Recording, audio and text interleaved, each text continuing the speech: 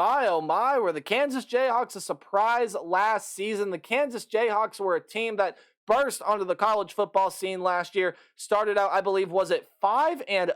Lance Leipolds' group was moving. Then there was an injury to the quarterback, and I'm sure we all know the story from the rest of there. But Kansas enters 2023 with a brand new light, and that Kansas football has actually got some expectations to be decent. So can Kansas get back to a bowl game here in 2023, or is Lance Leipolds' group going to start falling back down towards the bottom of the Big 12 Conference? What's up, Tailgaters? My name is Tailgate Nate, and welcome to my channel. I'm predicting all 133 FBS level college football teams this summer, which means I'm doing your favorite team. So hit the subscribe button and ring the bell so you know when your favorite team gets uploaded.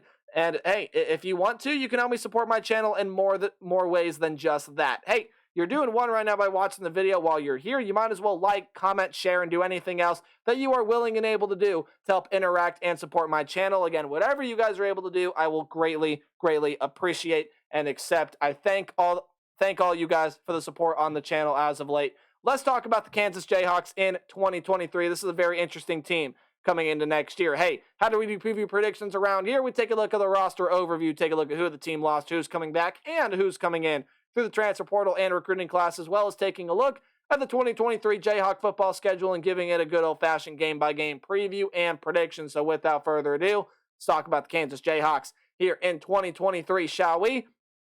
If my slide would change, there it goes. In the quarterback room, Jalen Daniels, of course, was the star of this team last year, was hurt at times last year, but for the most part last year, when healthy, was fantastic. 2,014 yards, 18 touchdowns to only 4 interceptions last year, and was the team's second leading rusher, 419 yards and 7 touchdowns. However, when he was hurt, Jason Bean came in and was also pretty good. 1,280 yards, 14 touchdowns, 4 interceptions. By the way, both quarterbacks sitting 64 to 66% completion percentage. Jalen Daniels was 66, Jason Bean was 64. And Jason Bean showed he can run too. 222 yards and 4 touchdowns for him last season. This is a really good, really, in my opinion, underrated quarterback duo. We know how good Jalen Daniels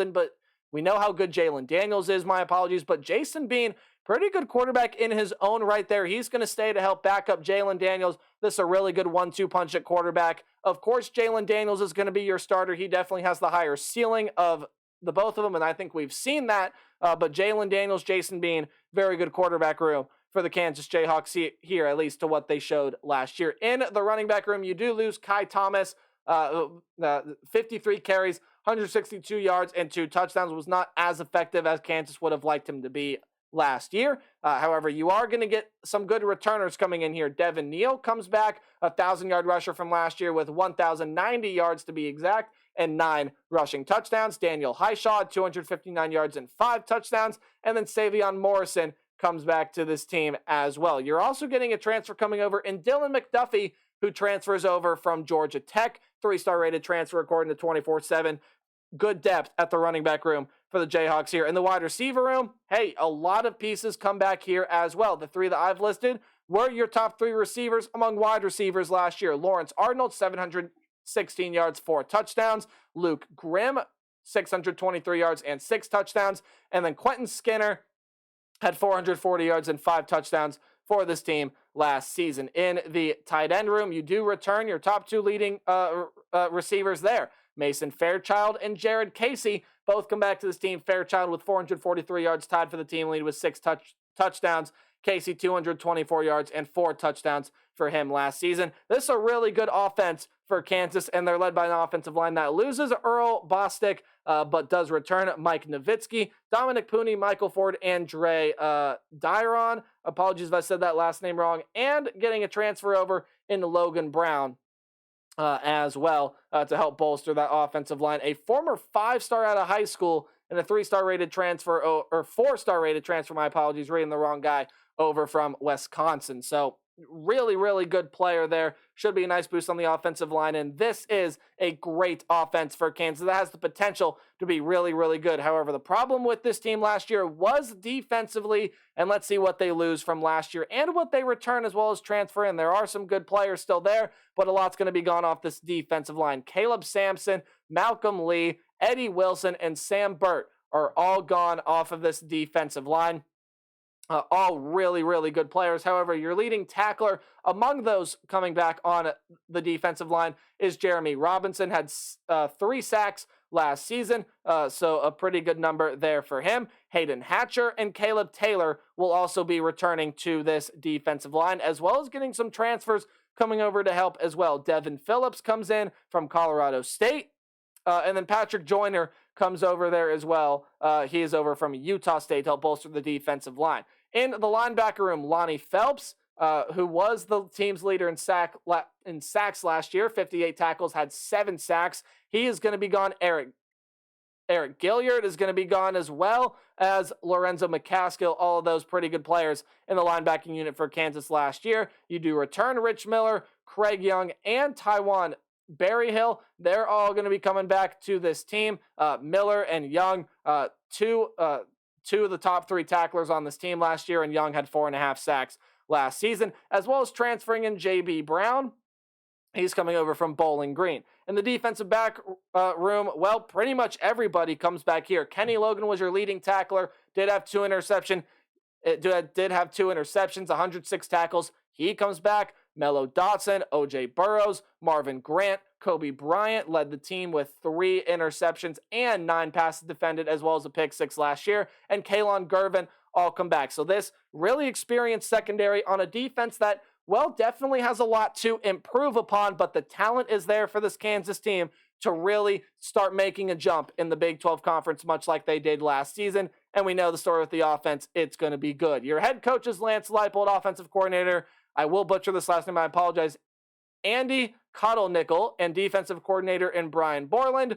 Here is your 2023 schedule for the Kansas Jayhawks. Any game at home is going to be underlined, in any game the Jayhawks will play on the road will be in italics or the slanted text. Any game in green is a game where I have the Jayhawks being able to win easily. Any game in yellow is a game where, hey, the Jayhawks might struggle. The other team puts up a good fight, but Kansas is able to win, and red is a loss. They will not start out 2023 with a loss. They are playing the Missouri State Grizzlies, I believe, is their mascot, and they will end up beating the Missouri State there in that game, an FCS level opponent that Kansas will win. And then a game at home, week 2 against the Illinois Fighting Illini. Brett Bielema has really elevated that team since he has been there, and this is going to be a very interesting, very interesting year to watch for the Illinois Fighting Illini, who got a major upgrade at quarterback with Luke Altmaier. They got a lot of good talent there. Yes, a lot in the secondary does leave, which is where the weakness comes in with Illinois here. I think they're still going to have a pretty solid secondary this year, but in terms of early on in the season, you're going on the road, and I know Kansas, right? Not that tough of a place to play in Lawrence, but when you take a look at the pure matchup here, I do like Kansas in this game. I think Jalen Daniels is going to be able to give this Illinois defense some fits. I think Illinois' offense is going to struggle a little bit in this game. I think Kansas defense finds some things that work, and I got the Kansas Jayhawks pulling off a very close win against the Illinois Fighting Illini there in Lawrence, beating the opponents from the Big Ten Conference. On the road against Nevada, I think, is a game that, hey, they might struggle there. Nevada, I think, is going to find some things that work, but overall, I do see Kansas being able to walk away with a win in that game. Week 4 against BYU, I also have them winning that game there, although do not count out the BYU Cougars. That's a team that now has Keaton Slovis at quarterback and a lot of good talent surrounding him offensively and defensively. Kalani Sitake's unit is a very tough bunch to play against, and that's going to be a good football team in 2023. I just think Kansas at home, a little bit too much for BYU to handle, especially offensively. BYU will go down. And Kansas, how about this? Starting out 4-0, will they start out 5-0? I don't think so. Texas is the team that is going to have a lot of offensive firepower. Defensively, this is the Kansas team that did struggle, especially defending outside the hashes and numbers last year. And this is a Texas team that is going to spread you out. They have a lot of great talent in the running back room, even though Robinson and Johnson do leave, especially in that wide receiver room. No matter who is throwing that ball, Texas is going to have a great passing attack. They're going to give the Kansas defense fits, and Kansas will pick up their first loss of 2023 there against the Texas Longhorns. I also have them picking up their second loss against the UCF Knights. I think UCF matches up well offensively. That's a very, very good team that, again, can spread Kansas defense out. And again, do not get me wrong. I do believe this Jayhawk defense will improve from where it was last year. However, when you really take a look and break things down, I do like the way that UCF matches up. I think they got a good physical defense that can match up well with Kansas's offense. And then defensively for Kansas, this UCF team has an offense that's going to be able to shred through them. I think UCF picks up the win in Lawrence to give Kansas their second straight loss, and let's make it a third straight loss as well. Oklahoma State, do not count out Mike Gundy. Spencer Sanders is gone, but there are a lot of good options still in that quarterback room. Yes, they are losing a lot of transfers offensively, defensively, but the guys awaiting in the wings, I have good faith in. I think they'll be really good for this Oklahoma State team, and they might still not quite be like a top 25 level team like some Mike Gundy teams in the past, but this is going to be a very hard Mike Gundy team to beat. They're going to be very, very feisty, and Oklahoma State will hand Kansas their third straight loss. So Kansas starts out 4-3, but now they enter the bye week before a game against Oklahoma. If you've watched my Oklahoma video, you know where this is going. Oklahoma's defense also has a lot of question marks coming in. They were just statistically bad in a lot of categories last year, and in order for them to be a true contender for a playoff spot, that's got to improve. As far as this game goes, I think Kansas has what it takes offensively to be able to make that Oklahoma defense pay for their mistakes that they made last year, that they may continue to make this year as well. Haven't really seen a lot to show that Oklahoma's defense has improved. That being said, that's a really, really talented offensive team. I'm just calling the upset right here, right? Two very talented offenses against two defenses that have some question marks. I like Kansas to pull the upset there in that game. However, I do think they get back to their losing ways, quote unquote, and I think they take a loss here against the Iowa State Cyclones with Hunter Deckers coming back at quarterback, Jarrell Brock coming back at running back. There are some question marks for that team, like who steps up in place of Xavier Hutchinson, who replaces some guys on the defensive side. However, with Deckers and Brock and some of the other talent that is there, I really like Iowa State to be able to get back to a bowl game this year. I think that's going to be a very solid football team under Matt Campbell. And Iowa State, I think, continues to I think makes a jump from where they were last year. I think they're going to be able to beat the Kansas Jayhawks, especially with the Jayhawks going on the road. That was a very, very close game last year that Kansas was just barely able to pull out. I think Iowa State, looking for revenge, picks up that win. And then I think Kansas will also lose to Texas Tech right here as well. Texas Tech, I think, is not necessarily a lot more of a talented team, but I do think they are the more talented team there. Now, quarterback play, I think we'll have to get a little bit better with Tyler Shucker, whoever happens to start for that Texas Tech team, but a lot of good players in the skill position groupings for Texas Tech. It's a defense that I think can play really well, can play some really good minutes, some really good snaps for this Texas Tech team. They got a lot of great talent over there. I think they're going to be able to slow down the Kansas offense just enough to have their offense score enough points as well. So Texas Tech walks away with the win against the Kansas Jayhawks. But again, this is just another one where I'm flat out calling it. I think Kansas is going to beat Kansas State.